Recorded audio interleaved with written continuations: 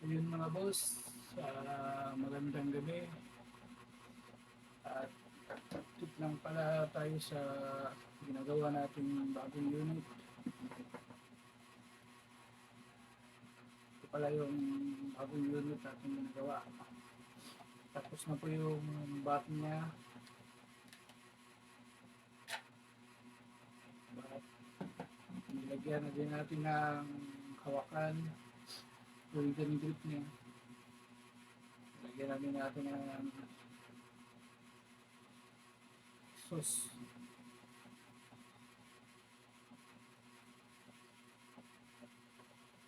Tumutok na ba siya? Tapos yung bolt action niya,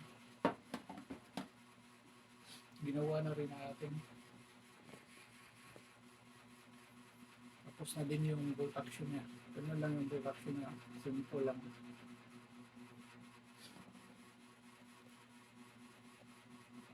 Bolt action niya.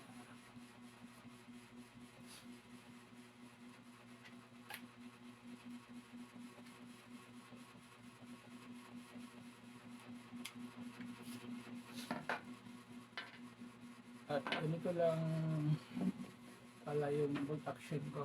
Ito lang sample niya. Ito yung hinihila sa may butas. At ang sukat nito ay 5 inches. Itong akin.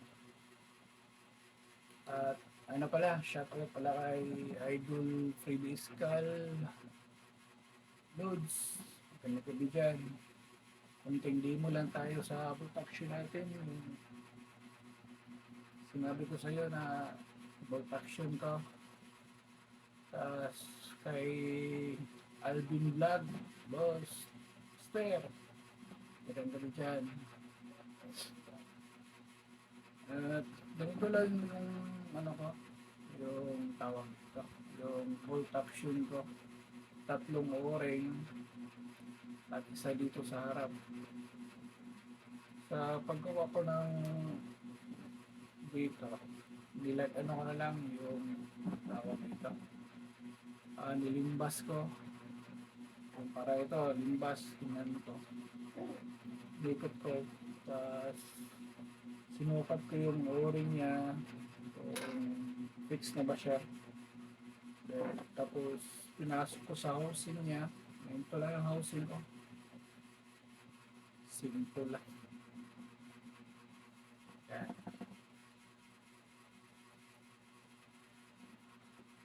Simple lang yung housing natin. Pagkatapos kong limbas, yung 20 mm to, yung 25 to, tapos yung housing niya 25 mm. Pagkatapos kong limbas, nilagyan ko na ng o-ring, tapos pinasok ko, tinatry ko kung masikip pa siya o maluwag. Yung katamtaman lang na pag bihit mo, yung smooth lang. Parang ganun ba. Ganito lang yung protection ko. Tatlong o-ring dito sa likod. Isa dito sa harap. 5 inches ang haba nito. 5 inches. Yung akin lang. Yung lang sa yung gawa. Ganito lang kasimple yung protection ko. So, okay naman para sa akin.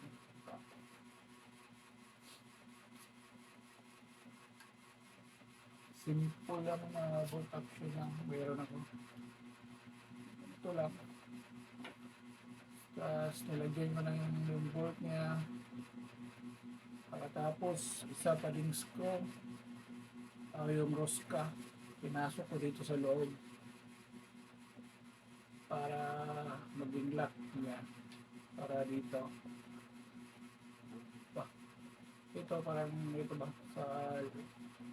Pag pinasok mo dun sa loob, nilagyan ko ng lock dito. Para hihigpit siya, hindi siya yung alog-alog pag pinila mo.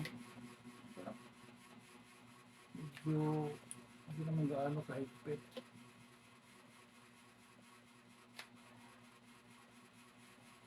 Pasok mo sa bolt, ilagay mo yung stopper na ruskan niya sa loob. Suki ka lang para i-equip, tapos ilock mo na. Ayun lang. Simple lang yung bolt action ko. So, okay naman siya.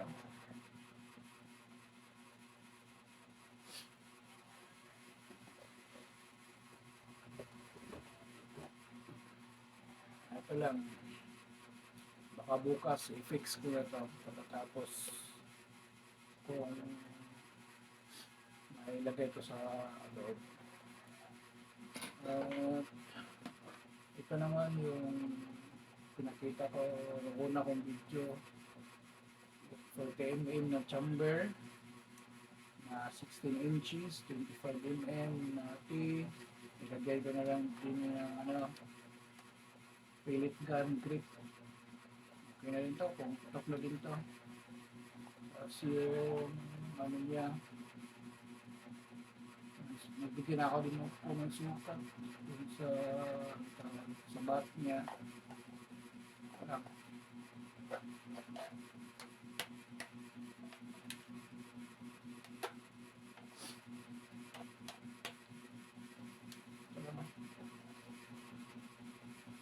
Tulad dun sa taas, yung kay Bamboy B. At saka ano pala, shoutout pala sa nag-order nito, yung nagpa-reserve. Boss, mister, ito, lapit-lapit na.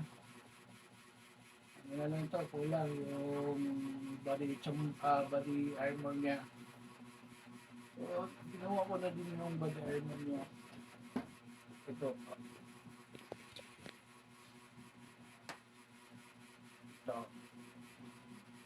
Bali, 40mm din to na PVC. 40mm, at ang haba nito. Ito, nabura yung sinulat ko. 12, tsaka 16 inches lang din. Kasi haba din yung chamber natin. 16 inches, tapos pagkatapos kong putulan ng 16 inches, parang kinat ko sa gitna. Tapos kumikat. Yan. Ininit ko sa apoy. Pagkainit na, pinasok ko dito. O yung buo pa. Pinasok ko dito para luluwag siya. Yung makasya sa 40mm na chamber niya. Yan. Pagkatapos kong putuan, yung nilagari ko yung sa gitna, ininit ko ng apoy, tapos dito naman sa likod niya, ang haba nito ay 7 inches mahigit, mga 7 inches and 3 cm ata yan. Hindi ako ng kamay. Ito yan. Tapos nilagari ko din dito sa ano niya, baba. Ito yung taas niya. Ito yung sa baba. Tapos ganito yan. Yung pagpasok mo. Pasok mo dito. At nilagyan ko rin niya ng yung parang stopper niya. Pinatong lang na PVC. Sinukat ko muna. Ganito lang yan. Ito yung body armor niya. Tapos dito naman sa ilalim, di ba? Nakikita yung may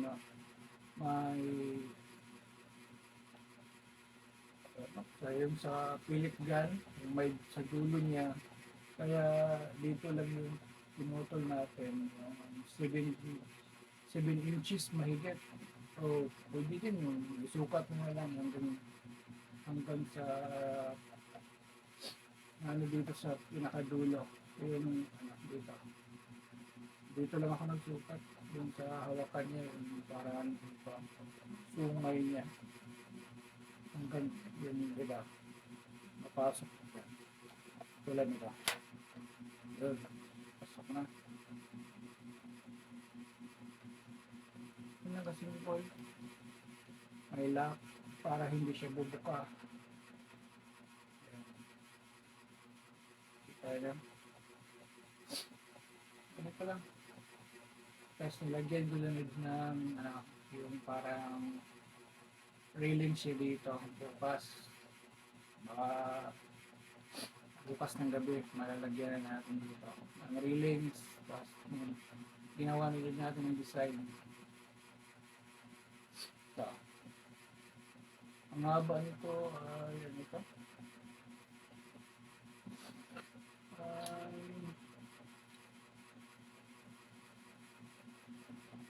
5 inches din. Ito. 5 inches. Hanggang dito, hanggang dito. Sa dulo ng Philip gun natin.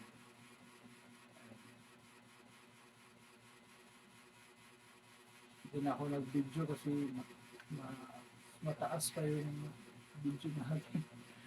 Yung oras natin pag galing ng trabaho tayo nakakapag kapag trabaho ng laruan natin. Yan. Ganun lang. Lagarin mo lang yung sa gitna, yung para yung body armor niya. Tapos yung sa ilalim din, isukat mo lang yung pellet gun dito. Ang kanya.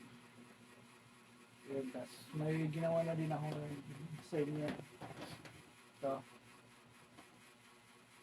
Dalawa, sa gilid. Tulad nito po. Ang kulay yellow. Ang haba nito ay 12 inches. Isang roller. Kaliwat kanan na ito. Para sa maging body armor design niya. Wala mo. Tabas ka lang na yung PVC na full payment. Tapos initan mo lang sa apoy. At didikit mo dito.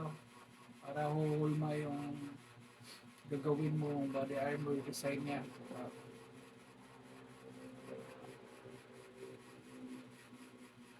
Tapos sukatin mo lang dito mula dito sa pinaka dulo. Ito hanggang dito lang. Yan sa may lock. Tapos dito rin tugma rin sa 12 inches ang haba ng ito. 12 inches. Sinipon tayo. Kasi nag-hunting tayo, sobrang init. Tapos nagbaon tayo ng malamig na tubig. Ayun. Ito, nagresulta na. Ito yung body armor design niya. Parang gano'n lang. Bukas, i-fix ko na din ito. Katapos ko lang gawin ngayon. Parang gano'n lang. Idikit mo lang yun sa ginawa mong dito. Yung housing niya. Parang gano'n. Dikit mo lang.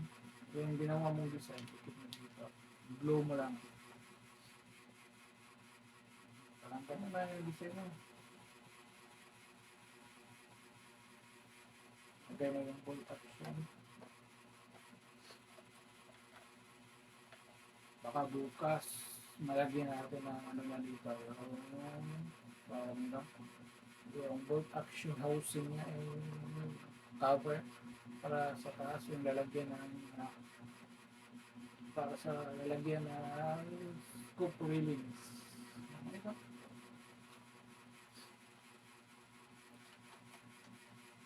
Kambal ni Bumblebee.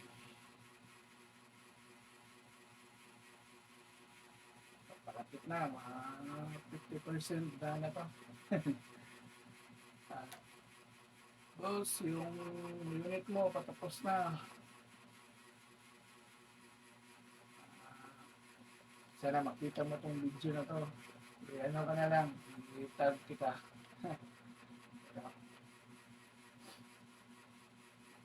Ah, dali lang.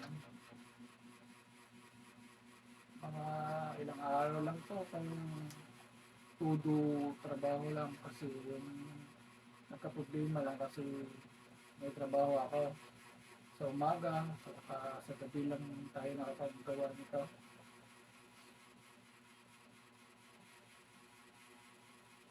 Wala kasing oras. Wala nga. Ayun lang. Body armor, design niya. Ikit na lang dito. Lagyan mo lang ito ng glue. Ayun na.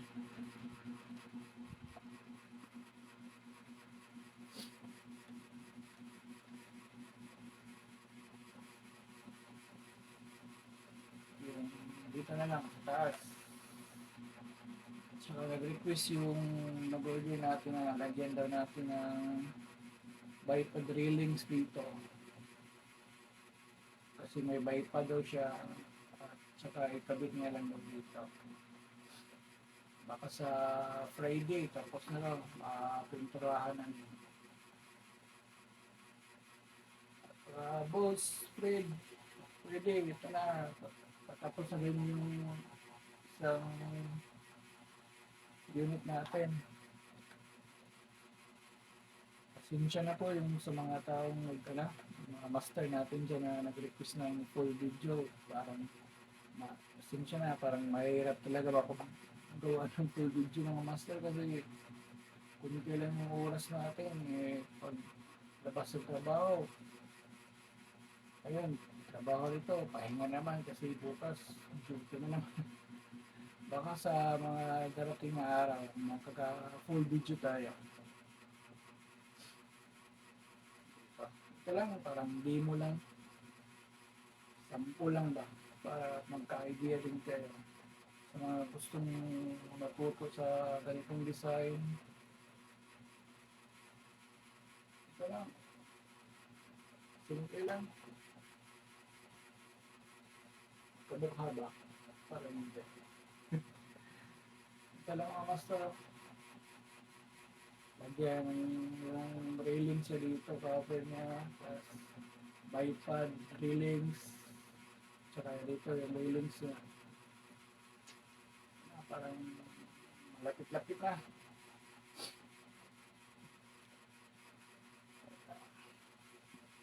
So, mga master, boss, maraming salamat sa